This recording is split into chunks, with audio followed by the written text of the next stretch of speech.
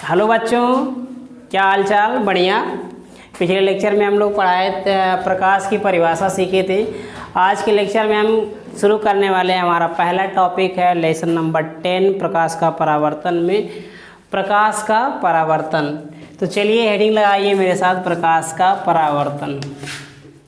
प्रकाश का परावर्तन, इसको इंग्लिश में रिफ्लेक्शन ऑफ लाइट कहते हैं। Reflection of light. चलिए इतना तो हो गया, छोटी छोटी बातें समझते हैं। इसके लिए हम कुछ पॉइंट्स नोट करेंगे। चलिए देखिए, ये मान लीजिए हमारे पास शीशा है। क्या है? शीशा यानी मिरर, कांच। अब इस एंड को हम M1 लिख देता हूँ और इस एंड को मान लो M2 लिख दिया, है कि नहीं? बोलते रहो, क्या दिक्कत है पढ़ाई है। इसमें आप देखेंगे। हाँ तो चलिए शुरू करते हैं। ये हमारा क्या था? मिरर था, शीशा। अब शीशा सब लोग देखे होंगे, बार बार चेहरा देखते हो, है कि नहीं? लेकिन आज ये जो चेहरा वाला बात थी, आज पढ़ाई में आ रहा है फिजिक्स में, तो इम्पोर्टेंट है कि नहीं है? बहुत ज़्यादा। तो ध्यान से देखे होगे तो शीशे के पीछे एक तरफ पेंट लगा रहता है। शीशे को इंग्लिश में मिरर कहते हैं। क्या कहते हैं? मिरर। शीशे के पीछे पेंट लगा रहता है, ठीक है? लाल भूरे रंग का लगा रहता है कि नहीं? तो वहाँ देखोगे तो बहुत सारा मिलेगा। तो जो पेंट होता है वो जिंक सल्फाइड का होता है, बाद में पढ़ना इसके बारे में, ठीक है? हमको करना क्या है, ध्यान से देखो। यहाँ जो परावर्तन हो रहा है ना, वो प्रकाश का हो रहा है। परावर्तन किसका हो रहा है? प्रकाश का। तो परावर्तन क्या होता है, इसको थोड़ा समझ लो। परावर्तन ऐसे मान लो कि जैसे अभी अंधे बन करके रास्ते में जा रहे हो, दीवार से टकरा गए, गिर जाओगे, है कि नहीं?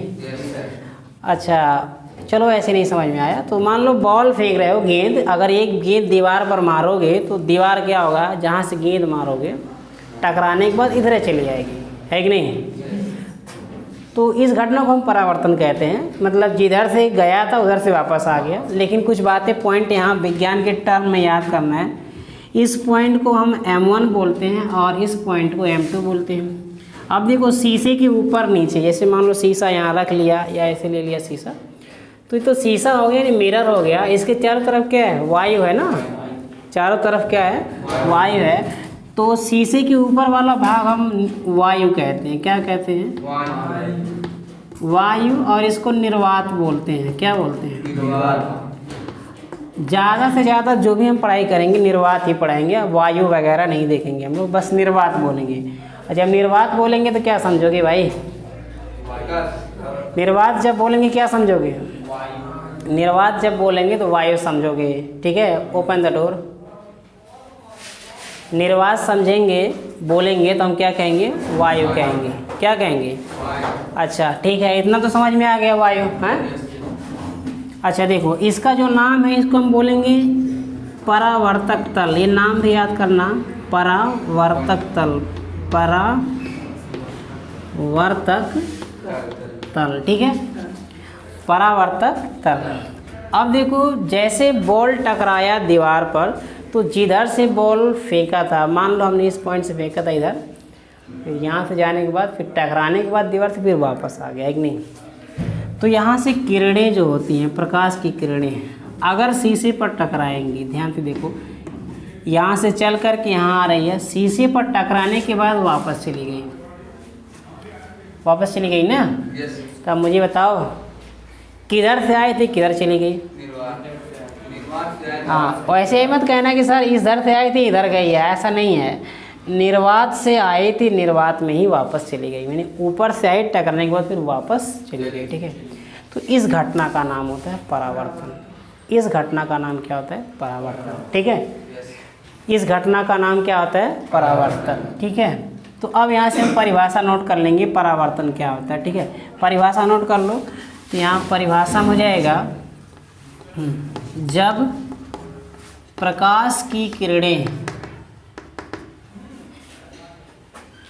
जब प्रकाश की किरणें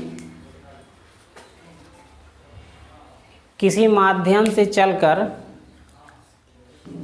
प्रकाश की किरणें किसी माध्यम से चलकर किसी सतह से टकराने के बाद, सतह चिकनी होनी चाहिए, आप लिख सकते हो चिकनी सतह,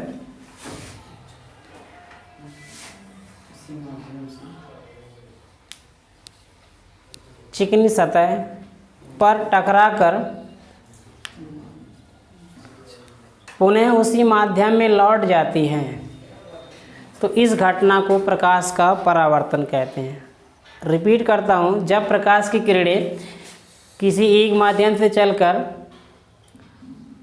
किसी चिकनी सतह पर टकराकर वापस उसी माध्यम में लौट जाती हैं, तो इसको हम प्रकाश का परावर्तन कहते हैं। आई होप समझ गए होंगे, आप इसको नोट कर लीजिएगा। हाँ, तो क्या समझा बाबू? प्रकाश जिस माध्यम से आता है, टकराने के बाद फिर उसी माध्यम में लौट जाता है, तो इस घटना को प्रकाश का परावर्तन कहते हैं, है कि नहीं? मतलब जहाँ से आए वहीं लौट गई, प्रकाश का परावर्तन हो गया। हाँ, उसको बना सकते हो। चलिए मैं आपको कुछ और बातें सिखाता हूँ इसमें, ठीक है? तो यहाँ देखिए, ये निर्वात हो गया। क्या हो गया? निर्वात माने वायु, निर्वात माने वायु, निर्वात मीन्स वायु। अच्छा, ध्यान से समझो, इसको हम माध्यम कहते हैं। क्या कहते हैं? माध्यम का मतलब क्या होता है? माध्यम जैसे पैसे का माध्यम क्या है? कुछ लोग सब्जी बेच करके पैसे का माध्यम बनाते हैं, कुछ लोग, और बताओ बहुत सारा है। अरे मजदूरी करके, जैसे हम लोग का टीचर लोग का पैसे का माध्यम क्या है? ट्यूशन पढ़ाओ, उसी से पैसे मिलेंगे, है कि नहीं? तो माध्यम का मतलब ये होता है कि कोई चीज़ हमको मिल कहाँ से रही है, उसकी उत्पत्ति कहाँ से हो रही है। तो देखो, इस प्रकाश का माध्यम क्या है? ये प्रकाश कहाँ से मिल सकता है? या तो सूर्य से मिल जाए, नहीं तो हम टार्च जला ले, देखो ये भी तो माध्यम है। यानी कि प्रकाश कहाँ से निकल रहा है, वो माध्यम हमारा हो गया। तो सूर्य से निकलता है और बहुत सारी चीज़ें होती हैं, ठीक है? लाइट जला दो, कोई बल्ब जला देता है, कोई लकड़ी जला देता है, कोई पटाखी बार देता है, मतलब पटाखी जलाते हैं तो उनमें से लाइट निकलती है ना, तो सब माध्यम है। तो उसी प्रकार हम माध्यम यहाँ वायु को लेंगे क्योंकि वो जिसमें से चल रहा है उसकी बात करें। तो यहाँ माध्यम क्या है? एक निर्वात है, ठीक है? अब देखो, इसमें सीखने वाली क्या बात है, इनका नाम याद कर लेना, ठीक बा? ये गदाराम भाई का नाम है, देखो। तो जो ये किरण आती है ना, इसका नाम होता है आपतित किरण। बाबू का नाम है आपतित किरण, इस बात याद कर लेना, ठीक है? और जहाँ टकराती है बाबू, इसका एक पॉइंट नाम देते हैं। देखो ध्यान से समझो, ऐसे आया सन से और यहाँ टकरा गया पट्ट से, टकराया जहाँ, उसका नाम देते हैं आपतन बिंदु। क्या नाम देते हैं? आपतन बिंदु। क्या नाम है? आपतन बिंदु।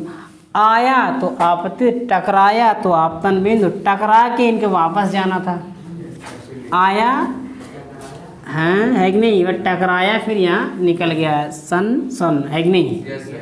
अच्छा, जो निकलती है ना भाव, इसको हम बोलते हैं परावर्तित। क्या कहते हैं? परावर्तित किरण। समझ गए कि नहीं? समझ गए कि नहीं? मज़ा आ गया? आया, टकराया, गया। आने वाली आपतित, जाने वाली परावर्तित। याद रहे, परावर्तन तभी संभव है कि जिधर से आया उधर वापस चला गया। कभी कभी ऐसा भी होता है कि आया इधर से, गया उधर से। वो जल में देखेंगे, जल में गिलास लो, टार्च मारो, सन से लाइट इधर, है कि नहीं? बोलो भाई। तो बाल कैसे चमकता है? बाल पक जाता है कि बाल नहीं पकते हैं? बाल पकता तो आम की तरह भी नीचे आ जाता है, ये देखो पक गई बा। लेकिन ऐसा नहीं होता है, बाल नहीं पकता है। बाल सफ़ेद इसलिए होता है, ठीक है, झड़ जाता है, बाद में देखेंगे। झड़ने के कई कारण है, मैं सिर्फ बता रहा हूँ। बाल पकने का मतलब क्या है जी? जैसे केला पक जाता है, वो तो समझ में आता है। आम पक जाता है, समझ में आता है। खरबूजा पक जाता है, समझ में आता है। लेकिन बाल कैसे पक रहा है भाई पवन?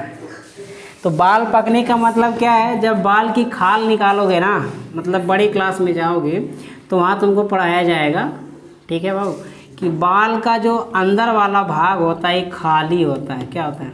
खाली। तू लोग सोचते हुए कैंचिया सर जी कटाई ना लौकला तो नहीं खाली बा, कैंची से तो कटा देते हैं, लौकता है खाली। ठीक है, थ्योरी बाद में समझना, बहुत जब बड़े क्लास में जाओगे तब मज़ा आएगा इसके बारे में। और मैं जितना है मैं सिर्फ बता रहा हूँ। मैं यहाँ बता रहा हूँ बाल सफ़ेद काहे होता है। तो बाल सफ़ेद होना परावर्तन की घटना है।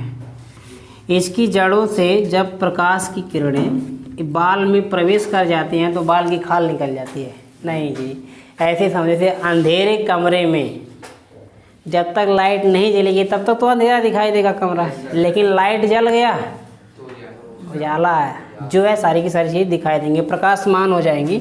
तो जैसे प्रकाश इसके अंदर घुस जाता है बाबू, ठीक बा, तो ये भी उजियाला हो जाता है, मतलब इसके अंदर प्रकाश आ जाती है।